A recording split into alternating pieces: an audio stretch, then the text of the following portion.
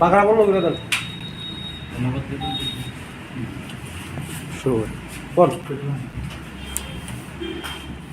উপস্থিত সাংবাদিক বন্ধুদের আমার আন্তরিক ভালোবাসা জানাই। আজকে আপনাদের কারণেই আমাদের রাজ্যের মানুষের কাছে আমরা আমাদের হৃদয়ের কথা তুলে ধরতে পারব। আসলে মানুষ বা জীব জগতের ধর্মই হলো সে বাঁচতে চায়। হতে পারে আমরা অতি সাধারণ মানুষ, বিগত দুর্ভাগ্যজনিত চক্রের ফলে এই দুর্ভোগ পোহাতে হচ্ছে আমাদের। তবে আমরাও বাঁচতে চাই। আমাদের ওই চরমভাবে বাঁচার আকুতি বর্তমানে আমাদের জন্য সৌভাগ্য চক্রের দরজা খুলে দিয়েছে।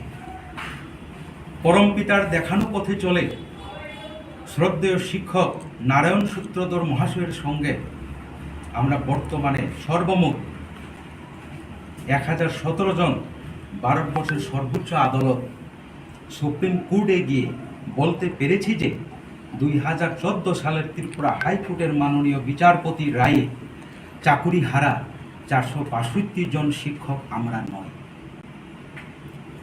উক্ত রায়ে কোথাও 462 জনের সঙ্গে অন্যদেরও চাকরি চলে গেছে বলে উল্লেখ নেই। এই ব্যাপারে আমরা আমাদের পরামর্শদাতার পরামর্শক্রমে 2023-এর প্রথম দিকে মাত্র 17 জন সহযোদ্ধাদের নিয়ে প্রথম কেস করি। ওইখানে সুপ্রিম কোর্ট আমাদেরকে রিমেডি দিয়েছিলেন। পরে 2023 সালের মার্চের দিকে দ্বিতীয়বার কেস করি। ওইখানে আমাদেরকে লিবার্টি দিয়ে ত্রিপুরা হাইকোর্টে পাঠাই। সুপ্রিম কোর্টের রায় কপিতে বলা আছে যে ত্রিপুরা হাইকোর্ট তোমাদের যদি না শুনে তাহলে তোমাদের জন্য আমার কাছে দরজা খুলে আছে, চলে আসবে। এরপরে আপনারা সবাই জানেন যে এখানে হাইকোর্টে ট্রিপল বেঞ্চ গঠন হলো। সেই দিন আমাদের শ্রদ্ধেয় শিক্ষক নারায়ণ বাবুর যে কেসটা উঠেছিল সেকেন্ড টাইম, অর্থাৎ দ্বিতীয় সেশনে। প্রথম সেশনে তো ট্রিপল বেঞ্চ গঠন হলো, ওখানে অবৈধভাবে এই বেঞ্চ গঠন করে বলা হয়েছিল চ্যাপ্টার পুলিশ। কিন্তু আমাদের যে লিবার্টি দিয়ে সুপ্রিম কোর্ট পাঠিয়েছেন দ্বিতীয় সেশনে দেখা গেল এটা তো আমরা শুনে নিয়েছি বলে এটা চ্যাপ্টারটা পুলিশ করে দিয়েছে। পরে তড়িঘড়ি আমরা সুপ্রিম কোর্টে আবার চলে যাই। এরপরে 5 তারিখ জানুয়ারিতে আমাদের প্রথম শুনানি হয়। ওই কেসে যে অন্যান্য শিক্ষকরা যারা মামলা করেছিলেন ওনাদেরকেও ট্যাগ করা হয়েছে এই শ্রদ্ধেয় শিক্ষক নারায়ণবাবুর সঙ্গে।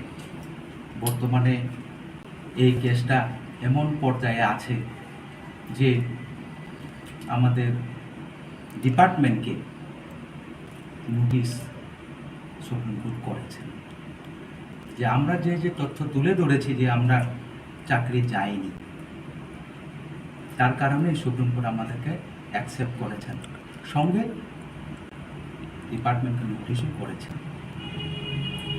আমরা আশাবাদী। বিগত দিনে আমরা দেখতে পেয়েছি এই রাজ্যের মাননীয় মুখ্যমন্ত্রী উনি একটা কমিশন গঠন করে, 3 সদস্যের একটা কমিশন গঠন করে। ওই কমিশনের রিপোর্টে ওনারা বলেছেন যে আমাদের আসলেই চাকরি চাই। আর আমি বলতে চাই এখানে যে কোর্ট বা আদালত তথ্য প্রমাণ ছাড়া গল্পে কাউকে বিশ্বাস করে না, রায়ও দেয় না, তারা হলো তথ্য প্রমাণ লাগে। যাই হোক, পরমপিতার দয়ায় আমরা এমন এমন তথ্য পেয়েছি হাতে, যেটার কারণে আমরা বর্তমানে সুপ্রিম কোর্টে টিকে আছি। এবং আমি সেই সব সহযোদ্ধাদের বলতে চাই, যারা চাকরিচ্যুত হয়েছেন বলে দাবি করেন। আমরা 1017 জন মাত্র পিটিশনার হয়েছে, এর আগে কোনো কেস কিন্তু এত সংখ্যক পিটিশনার দেখাতে পারেন। কোর্ট বরাবরই বুঝতে পেরেছেন যে 462 জনের লোকই বরাবর আমার কাছে চলে আছেন। আমি বলতে চাই, যারা গড় থেকে এরকম ভাবনা নিয়ে আছেন, ওনারা জিতলে আমরাও জিতব, ওনারা বৃথা বসে আছেন। কারণ আমরা যারা 1017 জন, আমরা আমাদের নাম, বাবার নাম, আমি কোথায় চাকরি করেছি, এই সমস্ত তথ্য সুপ্রিম কোর্টে রাখতে পেরেছি, কিন্তু ওনারা তো রাখতে পারেন। এখানে আমি বলবো, আমাদের নেক্সট হিয়ারিংটা হবে 17 তারিখ মে। এই গত রায়ে, গত যে হিয়ারিং শুনানিতে যে সুপ্রিম কোর্ট 4 সপ্তাহ সময় বেঁধে নোটিশ করেছেন, অর্থাৎ আগামী 17 মে আমাদের নেক্সট হিয়ারিং হবে। আমরা সেই হিয়ারিংয়ের আগে যদি কেউ চায় যে আমাদের সাথে যুক্ত হতে, তাহলে এখানে শ্রদ্ধেয় শিক্ষক নারায়ণ বাবু আছেন, এখানে শ্রদ্ধেয় শিক্ষক সুমন স্যার আছেন, আরও বিভিন্ন জায়গাতে, যেমন শামসুদ্দিন স্যার আছেন নর্থের। আমাদের 8টা ডিস্ট্রিক্টে এরকম ভাগ ভাগ করে লোক রাখা আছে। তাই বিগত কয়েকদিন আগে একটা প্রেসে আমরা দেখেছি, বিভিন্ন সংবাদ মিডিয়াতে, যে আসলে 700 জন পিটিশনার নয়, 1017 জন পিটিশনার। প্রত্যেকেই যার যার ব্যক্তিগতভাবে এই নেই পাওয়ার এই কাজে হাত বাড়িয়েছেন। আমি আপামর জনসাধারণ, যারা মানুষের বাঁচা বাড়াকে চাই, যারা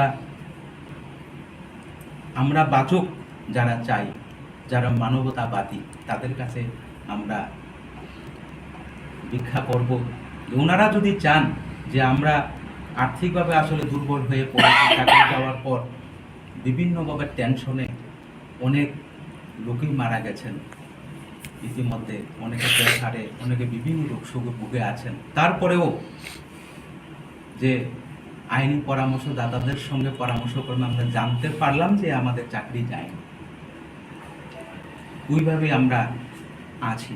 এবং আমরা আপামর সবাইকে সহযোগিতার হাত বাড়ানোর জন্য প্রার্থনা জানাচ্ছি। এই কথাগুলি বলেই কারণ 1017 জন লোকই প্রাণের তাগিদে ওনারা এসেছেন সুপ্রিম কোর্টে। এছাড়া কতজন আছে, কি আছে, কোথায় আছে আমি জানি না। যদি আমরা এবার চান্সটা খোলা রেখেছি, যদি ওনারাও চান যে আসতে, তখনই বোঝা যাবে আসলে কতজন রয়েছে। ওই কমিশনের রিপোর্টে ওনারা বলেছেন যে আমাদের আসলেই চাকরি চাই। আর আমি বলতে চাই এখানে যে কোর্ট বা আদালত তথ্য প্রমাণ ছাড়া গল্পে কাউকে বিশ্বাস করে না, রায়ও দেয় না, তারা হলো তথ্য প্রমাণ লাগে। যাই হোক, পরমপিতার দয়ায় আমরা এমন এমন তথ্য পেয়েছি হাতে, যেটার কারণে আমরা বর্তমানে সুপ্রিম কোর্টে টিকে আছি।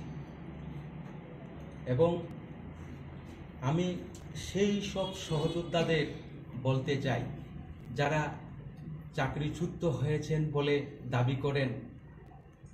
আমরা 1017 জন মাত্র পিটিশনার হয়েছে, এর আগে কোনো কেস কিন্তু এত সংখ্যক পিটিশনার দেখাতে পারেন। কোর্ট বরাবরই বুঝতে পেরেছেন যে 462 জনের লোকই বরাবর আমার কাছে চলে আছে।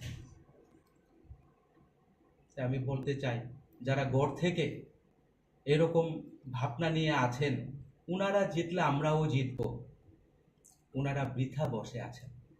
কারণ আমরা যারা 1017 জন, আমরা আমাদের নাম, বাবার নাম, আমি কোথায় চাকরি করেছি, এই সমস্ত তথ্য সুপ্রিম কোর্টে রাখতে পেরেছি, কিন্তু উনারা তো রাখতে পারেন। এখানে আমি বলবো, আমাদের নেক্সট হিয়ারিংটা হবে 17 তারিখ মে। এই গত রায়ে, গত যে হিয়ারিং শুনানিতে যে সুপ্রিম কোর্ট 4 সপ্তাহ সময় বেঁধে নোটিশ করেছেন, অর্থাৎ আগামী 17 মে আমাদের নেক্সট হিয়ারিং হবে।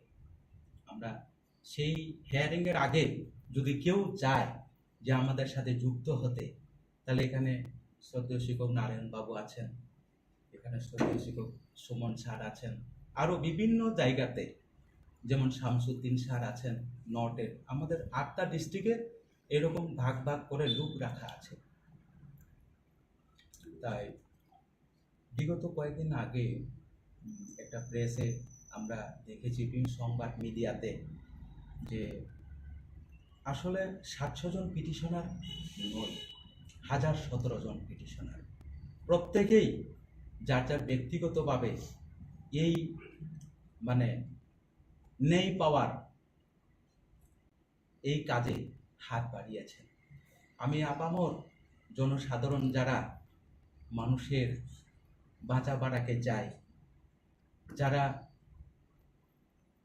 আমরা বাঁচুক যারা চাই, যারা মানবতাবাদী, তাদের কাছে আমরা ভিক্ষা করব যে ওনারা যদি চান যে আমরা আর্থিকভাবে আসলে দুর্বল হয়ে পড়েছি, চাকরি যাওয়ার পর বিভিন্নভাবে টেনশনে অনেক লোকই মারা গেছেন, ইতিমধ্যে অনেকে প্রেসারে, অনেকে বিভিন্ন রোগ সুখে ভুগে আছেন, তারপরেও যে আইনি পরামর্শদাতাদের সঙ্গে পরামর্শ করে আমরা জানতে পারলাম যে আমাদের চাকরি যায়নি।